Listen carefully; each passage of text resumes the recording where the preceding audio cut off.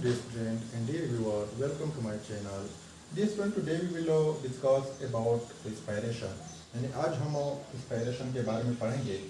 आज का जो लेक्चर है हम इसमें डिफिनीशन करेंगे respiration के, थोड़ा सा इंट्रोडक्शन करेंगे respiration के और उसके बाद एक्सप्लेनेशन करेंगे और थोड़ा सा इंपॉर्टेंस बयान करेंगे respiration के और लास्ट में इंशाल्लाह हम टाइप्स ऑफ respiration टच करेंगे.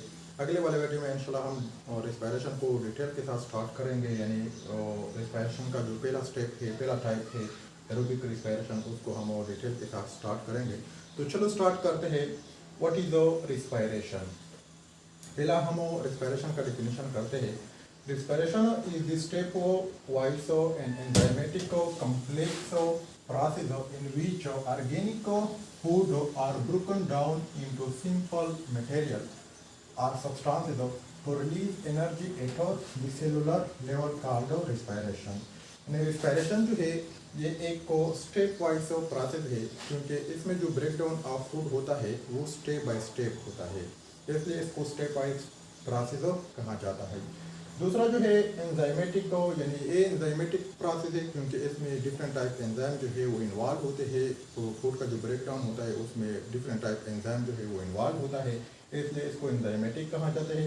तीसरा जो है कम्प्लेक्स प्रोसेस है, यानी मीन्स ये इसका जो प्रोसेस है थोड़ा सा कम्प्लेक्स है, थोड़ा सा टफ प्रोसेस है, स्टेप बाय स्टेप होता है.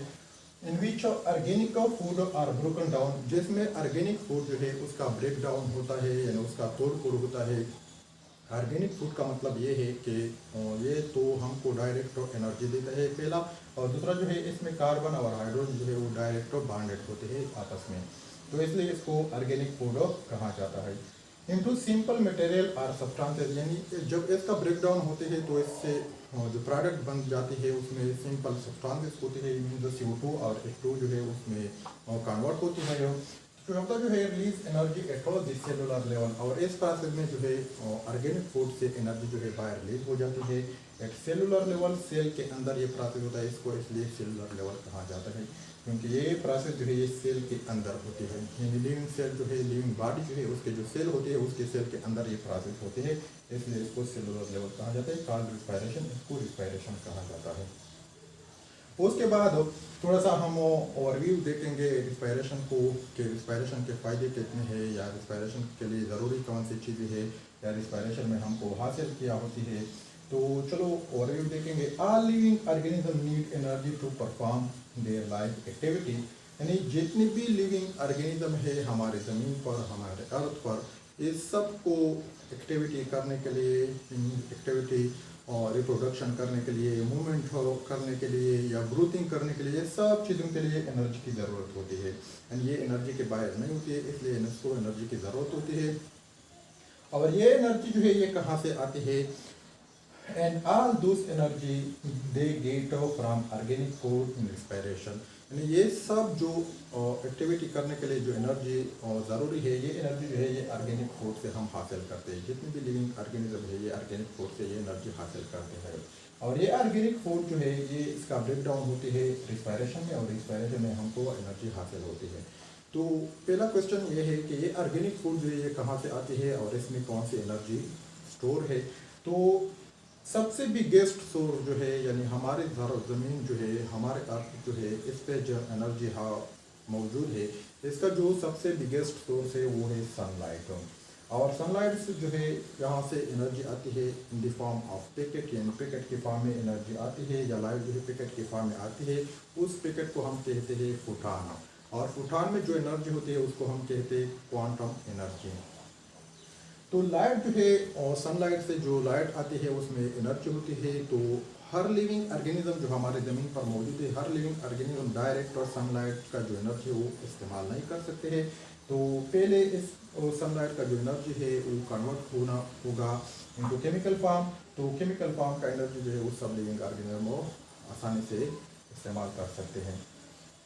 तो हमारे ज़मीन पर जो ग्रीन प्लांट है, यानी और जो हरे भरे पौधे हैं, या एल्गी जो है समुद्र में जो पाए जाते हैं, या कुछ बैक्टीरिया ऐसे हैं जो साइनो बैक्टीरिया इसको हम कहते हैं, ये जो ऑर्गेनिज्म है ये सनलाइट का जो एनर्जी है वो डायरेक्ट इस्तेमाल कर सकते हैं. बाकी जितनी भी लिविंग ऑर्गेनिज्म वो डिपेंडेंट होती है इसी लिविंग ऑर्गेनिज्म पर, मीन्स जो प्लांट पर या जो एल्गी है इस पर और डिपेंड होते हैं बाकी जितने भी ऑर्गेनिज्म मौजूद है अर्थ पर।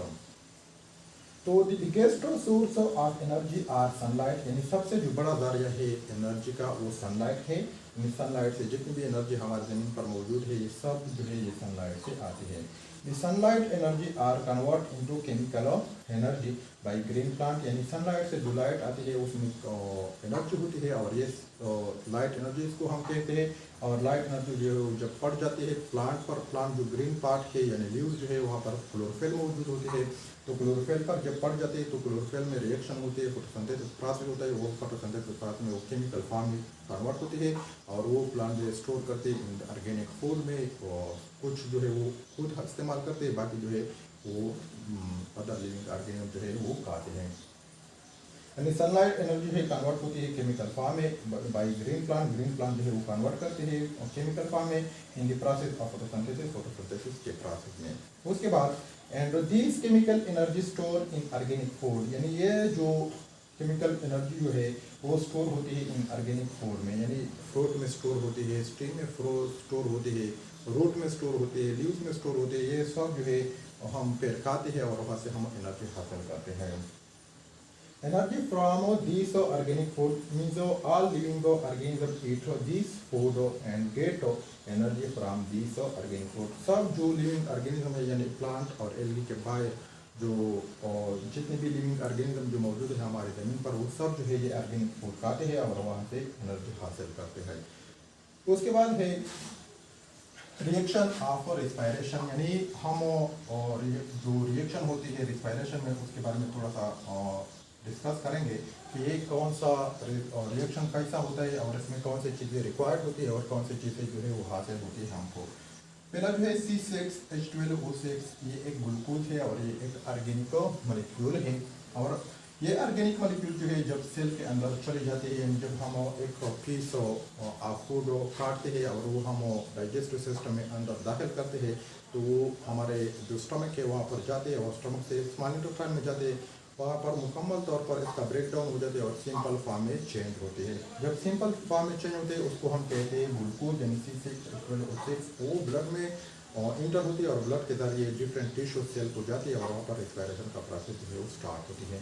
तो ये एक ग्लूकोज है और उसके साथ एक ऑक्सीजन जो है, ऑक्सीजन मॉलिक्यूल जो है वो रिएक्शन करते हैं इनसाइड सेल के अंदर, और ये रिएक्शन जो है एंजाइम के मौजूदगी में होती है। जब ये रिएक्शन आपस में रिएक्शन करते हैं तो ग्लूकोज मॉलिक्यूल जो है उसका ब्रेक डाउन होती है और ब्रेक डाउन होने के बाद इसको यानी 6CO2 6H2O प्लस एनर्जी जो है ये हमको हासिल होती है इसी प्रोसेस में।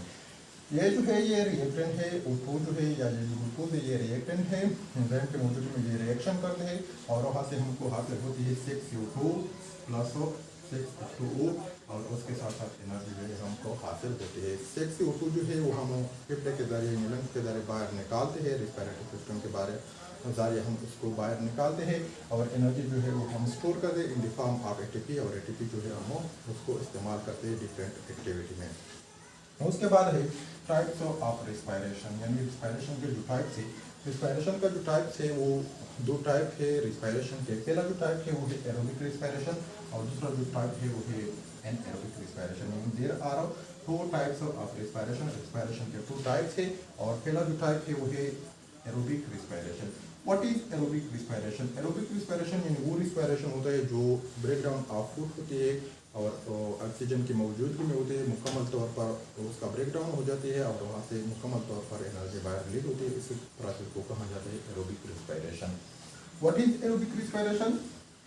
Aerobic respiration is the type of respiration by which organic food break down completely in the presence of oxygen to release complete energy in cellular level called aerobic respiration। यानी aerobic respiration वो type है respiration के जो उसमें organic food जो है इसका breakdown होती है और उससे कम्प्लीटली ब्रेकडाउन उसका होती है और उसमें यानी in the presence of oxygen, oxygen की मौजूदगी में होती है और वहाँ से जो एनर्जी जो है वो कम्प्लीटली बाहर निकल जाती है और ये सेल के अंदर होती है।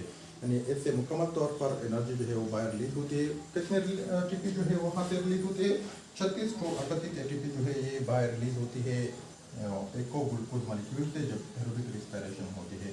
और ये इसका जो लोकेशन है अगर ना माइटोकॉन्ड्रिया ऑफ सेल, यानी इसका मतलब ये है कि सेल के अंदर जो एक ऑर्गेनेल होती है माइटोकॉन्ड्रिया के अंदर ये प्रोसेस होती है एरोबिक रिस्पायरेशन। क्योंकि एरोबिक रिस्पायरेशन के लिए ऑक्सीजन जो है वो ज़रूरी है। ऑक्सीजन जब वो सेल को अंदर दाखिल हो जाती है तो ये माइटोकॉन्ड्रिया में जाती है। माइटोकॉन्ड्रिया में वहाँ पर ये प्रोसेस हो जाती है और वहाँ से जो ग्लूकोज मॉलिक्यूल है वो मुकम्मल तौर पर उसका ब्रेकडाउन हो जाती है और वहाँ से कंप्लीट एनर्जी जो है बाहर रिलीज होती है और उसको हम ATP के फॉर्म में स्टोर करते हैं, यानी 38 ATP जो है वो हम इससे हासिल करते हैं और उसको स्टोर करते हैं और डिफरेंट एक्टिविटी में हम उसको इस्तेमाल करते हैं। दूसरा जो टॉपिक है वो है anaerobic respiration. What is anaerobic respiration? An का मतलब है नॉट एंड मीन्स ये वो रिस्पायरेशन, वो टाइप के रिस्पायरेशन का जिसमें ऑक्सीजन जो है वो इस्तेमाल नहीं होती है और वो उसमें जो ग्लूकोज मॉलिक्यूल है उसका पार्शियल ब्रेकडाउन होता है और वहाँ से एनर्जी जो वो कम मकदार में बाहर रिलीज हो जाती है। तो what is anaerobic respiration? The type of respiration by which a food breakdown in the absence of oxygen release a small amount of energy in 4 ATP। यहाँ से जो बाहर एनर्जी जो है वो रिलीज होती है 4 ATP जो है वो रिलीज होते हैं। 2 ATP जो है वो हमने खर्च किए थे और 2 ATP जो है वो हमको हासिल होती है इसी प्रोसेस में। एंड एनएरोबिक रिस्पायरेशन वो रिस्पायरेशन होता है जिसमें ऑक्सीजन जो है वो इस्तेमाल नहीं होती, यानी ब्रेकडाउन ऑफ फूड होती है।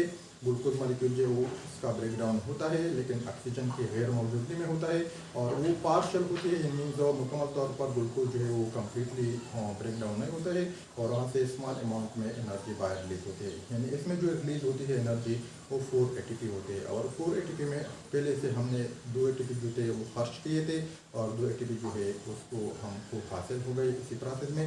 इसको यानी जो खर्च किए थे ATP उसको कहा जाता है नेट ATP और जो हमको हासिल हो गए इसमें ATP उसको हम कहते हैं गेन ATP। तो डियर स्टूडेंट, आज का जो टॉपिक था वो यहाँ तक था।